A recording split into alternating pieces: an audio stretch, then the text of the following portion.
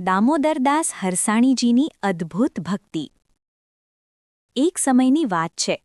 દામોદરદાસ હરસાણી શ્રી વલ્લભાચાર્યના સૌથી પ્રિય શિષ્ય હતા. તેઓ ખૂબ જ નિષ્ઠાવાન વૈષ્ણવ હતા અને હંમેશા ભગવાનની સેવા અને ગુરુની આજ્ઞા મુજબ જીવન જીવતા. એક દિવસ શ્રી વલ્લભાચાર્યજી યાત્રા માટે બહાર જવાના હતા. જતા પહેલાં તેમણે દામોદરદાસજીને કહ્યું, હું પાછો આવું ત્યાં સુધી તમે શ્રીનાથજીની સેવા નિષ્ઠાપૂર્વક કરજો.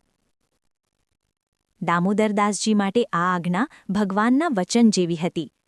તેઓએ દિવસ-રાત સેવા શરૂ કરી, ભોજન, શૃંગાર, આરતી બધું જ નિયમ મુજબ.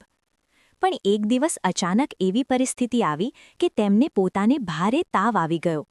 શરીર કમજોર થઈ ગયું, પણ મનમાં એક જ વિચાર, મારે સેવા છોડવી નથી. તેમણે પોતાની તબિયતની પરવા કર્યા વગર શ્રીનાથજીની સેવા ચાલુ રાખી. આ જોઈને ભગવાન ખૂબ પ્રસન્ન થયા.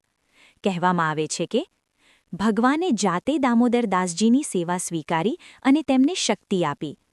જ્યારે શ્રી વલ્લભાચાર્યજી પાછા આવ્યા ત્યારે તેમને આ વાત જાણી ખૂબ આનંદ થયો. તેમણે કહ્યું, આવો વૈષ્ણવ તો દુર્લભ છે, જે પોતાના દુઃખને ભૂલીને પણ ભગવાનની સેવા કરે છે. આ વાત પરથી શીખ મળે છે કે સાચી ભક્તિ એટલે પરિસ્થિતિ જેવી પણ હોય સેવા ચાલુ રાખવી. ગુરુની આજ્ઞા સર્વોપરી છે. ભગવાન હંમેશા પોતાના ભક્તોની મદદ કરે છે. સર્વ વૈષ્ણવને જય શ્રી કૃષ્ણ.